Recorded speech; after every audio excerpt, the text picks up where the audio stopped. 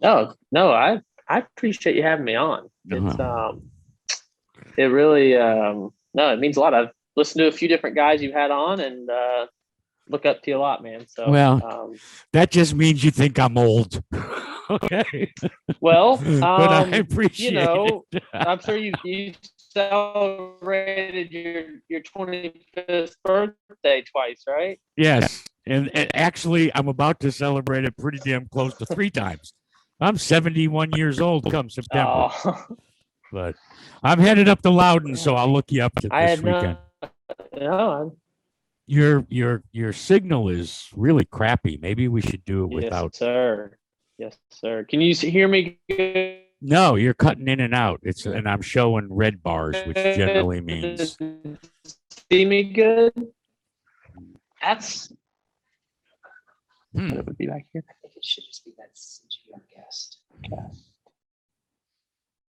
Hmm. Usually, if you don't have to do the video, which I really don't have a big need for, so I can, let's see if it's okay now. Okay. Is that All any right. better? Yeah, much better. All right, Yeah, boss. Go figure, right? that's right. Little Wi-Fi.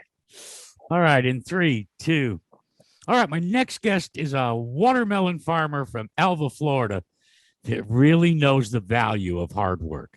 His racing saga, it's been well documented, and it continues to this day as Ross Chastain runs the Cup Series this season for Chip Ganassi Racing.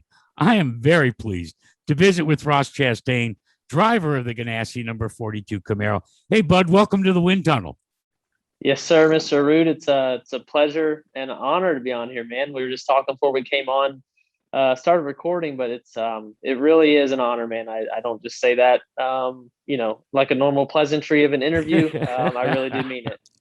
Listen, that's real kind of you. And Mr. Arute was my late father. I'm just known as Jack, okay? I want to go back to the very beginning. How did a kid that's working in the family's watermelon farm uh, get the bug for auto racing? Man, it started with my dad before I was born, and some after when I was young. He did some hobby racing. There was a local track in South Florida called Punta Gorda Speedway, I've Port been there. Charlotte. I've been And there. yes, and he raced there and just had a need for speed, just liked it. Met a guy named Bobby Deal Mm, that had some trucks in a fast truck series he was running, and he had a few of his own that he would rent out for a couple $100. You could run it on Saturday night, so you could be in the race for a couple $100. So he helped my dad do that, and then my dad ended up buying a truck and got a trailer and got tools and like just fell in love with it.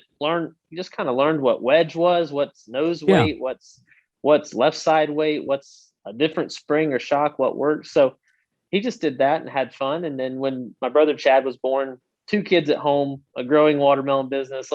He was like, I probably should focus on that. So he sold all the racing, and I was probably 5 or 6. And then whenever I turned 12, he was like, hey, let's go watch Mark Martin's son Matt race. Yeah. I think that would be really cool. So yeah, so we went up there. We'd been up before and watched, and watching Matt win that night. He had the Gatorade sponsorship, big Gatorade hauler. Mark's there. They all spray him with Gatorade. He wins the race, wins the championship, and it's like my dad, like I think off the cuff, looks at me in the stands and goes, "What do you think about that? Do you want to do that one day?" And I said, "Yes, like of course." Yeah, that kid is awesome. He was right about my age, and I was in the next race. My dad borrowed a truck that he used to race against. We drove it around the farm. Um, and at first, and then we had a packing house with like a shell driveway, and he let me go around that until he said I went too fast, and he said, all right, then he's like, you're good enough to go to the track. So we went there. Literally, there's still pine needles blowing around inside this race truck the first time I drive it. Like, and I have that vivid memory because it's just a moment I never forgot. Yeah. And from that moment on, I fell in love with it. But aside from the actual race cars, it was just driving tractors. My dad was a Pontiac guy, some old Chevys. And we just, as kids and all of us cousins, because it is a family business and a family ordeal, for better or worse, sometimes we got to drive everything. We had four wheelers, golf carts, go karts, and cars. Like we were allowed to drive old trucks and cars around at, 10 years old. Like, holy cow, you do that now, you take you to jail. Well, I can share that sentiment because my family, before we purchased the Stafford Speedway, were in the road construction business. I learned how to drive a 10-wheeler long before I learned how to drive an automobile. But one of the things, Ross, that look, love, no matter what it is, has a downside to it. And that's the fact that if you love something, you give it your all and then more. And sometimes it can be cruel. And in your journey up the ladder, there were moments where life really dealt you some cruel hands. What was probably the most disappointing moment for you as you tried to climb up that very, very steep ladder to where you're at now? Hands down was shutting down the 42 Xfinity program. Mm. No way around it. I'd been in the sport long enough to feel like I had found my spot and my home in the sport. It was going to be those mid to back of the pack teams, and I was going to help build them, and I was going to hopefully build one into something great, but it wasn't going to happen today, and it wasn't going to happen tomorrow. And all of a sudden, midway through 2018, I get a dream scenario to go drive for the best team in the Xfinity Series, in a series that I'm currently have been racing in for 4 years in a row. I know all the tracks. I know I know how the races play out. Like I'm as good as I can be, and I get a chance to go drive the fastest car. And we go and we crash in the first one, but then we win and we finish second, and I get a full-time ride only for that off season for it to all go away. So to ask what was the single hardest, biggest blow, it was, hands down, was having to walk in and listen to the bosses, here at CGR, and we'll talk through it with them, but like, we're going to have to shut this down and lay people off. And we're looking at laying off a lot more people. And they really minimized it to just the Xfinity program. It's interesting that you bring that up because you have been somebody, even in the way you drive, as an observer, that I see is, okay, if things don't quite work out the way you had planned, you kind of adjust on the fly. And lo and behold, I think you've got a guardian angel up topside that kind of looks over and says, listen, kid, just stick with us, because as dark as days are, then all of a sudden things turn around, and lo and behold, look where you're at today by happenstance. Well, you mentioned it a few moments ago about loving something and how cruel it can be. But if you love it, it doesn't feel like work, and it doesn't. It's not just gonna, one thing going wrong isn't gonna make you just walk away from it because you love it. I mean, we don't all have to be in racing. Like this race shop, I'm right here. I'm at Chip Ganassi Racing right now.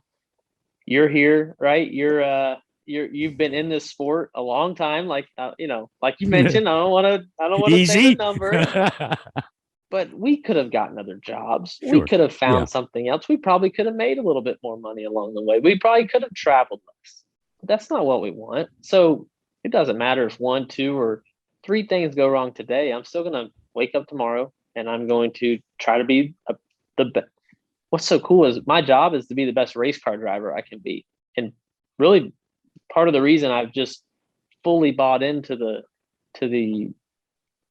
being a CGR driver, over the last 3 years, was that when I got here, I didn't have to do everything else anymore. I got my job from Chip, from Mr. Ganassi, Mr. Ducart, the guys upstairs, and my bosses said, look, you are a race car driver. Go be the best race car driver you can be. And that's all I want to do. Like that's, everything else is just, is just extra. Throughout the course of this season, we've watched CGR kind of get better and better and better. And in Atlanta, it came to fruition with your teammate, the old guy, Kyle Busch.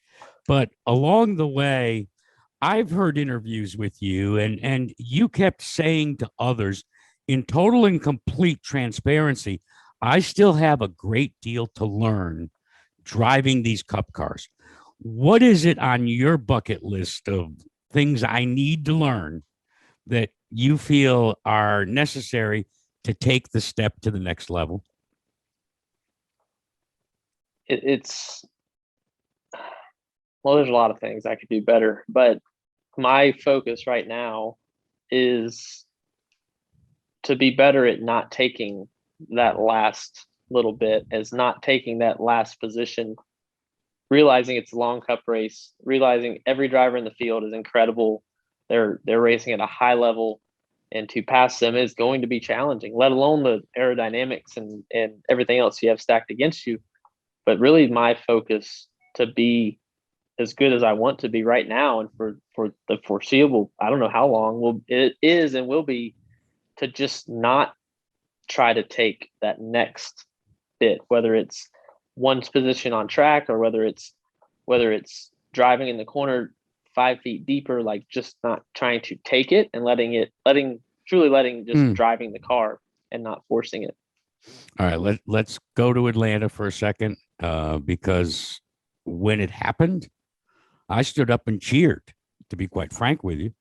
But yet I was pretty astonished that there were trolls that decided that you had done something wrong. I don't know if you've had the opportunity, but I want to give you the opportunity to set the record straight, how you went about it, how it unfolded, and how you feel now about it. Well, are you talking about when I went a lap down? I'm talking about, yeah. And, shake and bake, baby, shake and bake. Yeah. Well, first and foremost, it is one team, one goal. I believe in that. There's a huge banner that hangs in the middle of the shop here in Concord. Aside from that, though, I'm racing to stay on the lead lap, and Kurt asked for the bottom, and that's the two simplest aspects of it. Beyond that, yes, the guy that loses is going to be upset. The guy that was running the high line is going to be upset, but I'm not going to block my teammate. So I'm going to go where he wants me to go, which is out of his lane where he'd been running. And yeah, I'm not trying to run into anybody. I'm not trying to do anything else. It's one team, one goal. And so, there people online, man, I get it. There's a platform there for everybody to have their opinion heard and for at least seen, and out there. So I have definitely learned over the years, to let that stuff roll off and just try to be a positive light, when I am on social media, which is not enough. I don't post enough by any means, but I'm glad, obviously if I can't win, the next best thing is that one car to be on top of the pylon. So anything I can do is, I'm all in. Well, what's the old adage? Opinions are like, but never mind. I can't go there. Look, you got the rest of this season. There's a lot of uncertainty yet again with the sale of CGR. I get the impression that Ross Chastain is the kind of guy that doesn't panic about any of that, that says, look, I'll let my body of work be my resume, and we'll see what happens at the end of the season. Am I onto something, Ross? Well, yes and no. And Okay. I will be honest, because I've gotten better and I've learned from my past, I'll call them mistakes.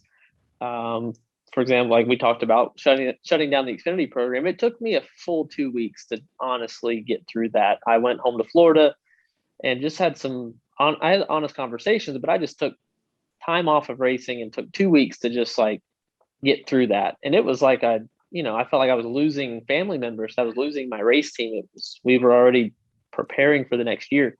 This time, like the sale, it took 8 hours to comprehend it, get through it. By the time I went to bed Wednesday night of the announcement, I was good. I went and ate some ice cream. I drowned in my sorrows in a chocolate waffle cone. And man, I woke up Thursday morning and like you said, man, yeah. So no, I don't just let it. I don't just not care. And I don't, not that anybody doesn't care, but I don't just not worry, because I do. But it was 8 hours of worrying. And then it was right back Thursday morning to, okay, I'm not going away. I'm going to be in the sport. I'm not ready to go back to the farm, and I'm not ready to go do anything else yet. I want this to work. And a lot of people want this to work, but I have a position and a platform to prove that and to the right people. So it's full speed ahead. just like it would have been if the sale didn't happen. Nothing changed. You still carry the watermelons in the trailer just in case?